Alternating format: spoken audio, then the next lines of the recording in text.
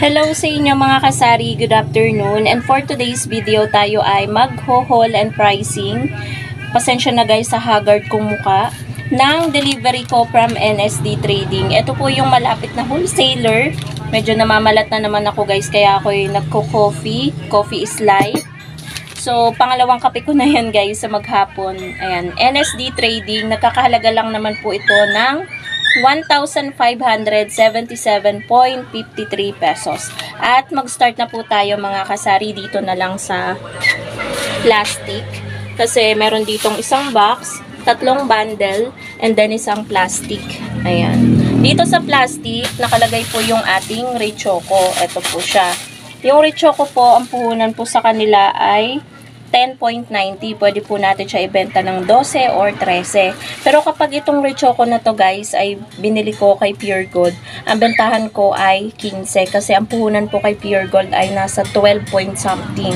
So malaki talaga yung difference. Tapos meron din tayong toyo dito na 200 ml. Ito po siya, 5 sachet lang to guys.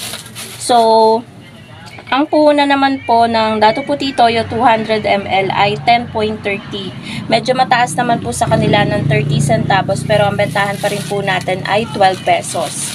200 ml po mga kasari na toyo. So ipiplip ko lang mga kasari yung camera para mapakita ko pa sa inyo yung ibang items na na-order ko. Ayan po mga kasari, let's continue. Kaya pala medyo malaki yung aking pinagbayaran. Expected ko kasi baka nasa 1,1, ganyan 1,000. Kaya pala malaki yung aking pinagbayaran is yung tripid pack pala yung nilagay na downy. Ang order ko kasi guys is yung small, yung single. Tag 1 dosena, mahal ang puhunan na itong downy na to. Tatluhan.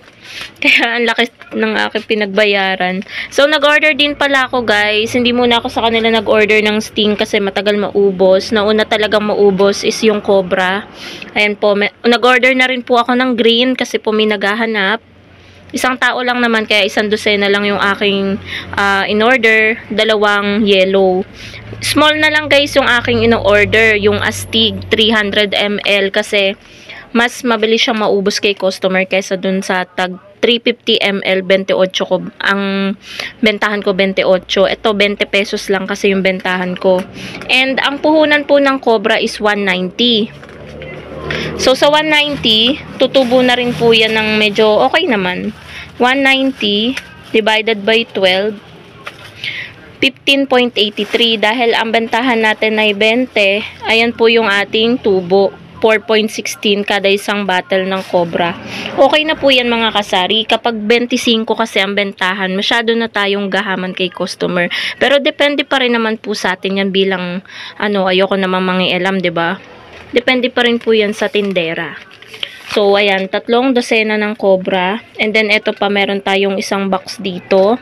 So meron tayong Max Glow na 1 liter and then yung 1 liter 5 peraso, yung small 350 ml yata yan ay 10 peraso. So, sa Max Glow, ang puhunan po ay 30 nung malaki. Ang bentahan ko po ay 40. Sa iba po, 45 na yan. Pero sa 40, may 10 piso na rin tayo na tubo. Tapos, 15 naman yung puhunan ng small. 20 pesos yung ating bentahan. Ayan siya guys, so 15. So, may 5 pesos tayo na tubo kada isang maliit na Max Glow. 'Di ba? 25 na yan sa iba. Tapos may Dorco din tayo dito mga kasari. 5 yung laman niya sa isang balot. Isa lang yung in-order ko kasi matagal naman tong maubos. So, yung Dorco, ang bentahan ko niyan ay asa na ba yun? Bentahan ko po niyan ay 15. Dito po talaga ako, malaki ang tinutubo ko dito sa Dorco. Kasi sa 15, mga kasari, namumurahan na yung mga customer ko. And matalas din naman siya, in fairness. Ito, 33.60. So, i-divide natin. 33.60 divided by 5. Yung puhunan po niya ay 6.72 lang. Ang bentahan natin ay 15. Ang tubo po natin ay nasa 8. 'Di ba po mga kasari? Ang laki, mas malaki yung tubo natin kaysa sa puhunan ng item. Pagkatapos, isunod na natin, dahil wala sila guys Sonrox, meron daw sila Winrox, tsaka Superox. Eh, ang in-order ko na lang is Winrox. Ayan, 100 ml yata to. Assorted yung nilagay ni ate.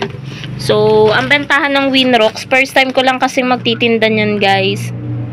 So, ang puhunan ng Winrox ay magkakaiba pala sila ng puhunan. Yung red, yung regular ay 7.49. Pwede ko na siyang ibenta ng 10 pesos or 11 pesos. Yung dalawa, violet at green, 7.85.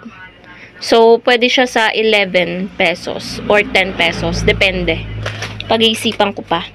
Pagkatapos guys, meron din tayo dyang tag 1 dosena nito. Ayan, Downy na Sunrise Fresh and Garden Bloom yata yung pink. Tag 1 dosena, napakarami yun.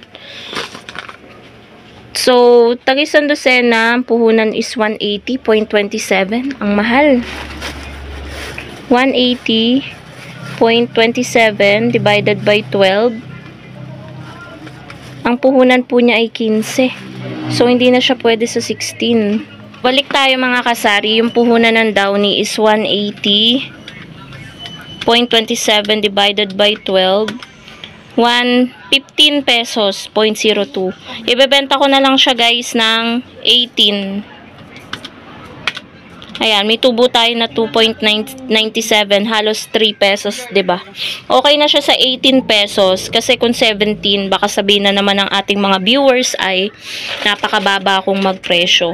And then guys, meron din pala tayo ditong mga baby oil and efficacent oil.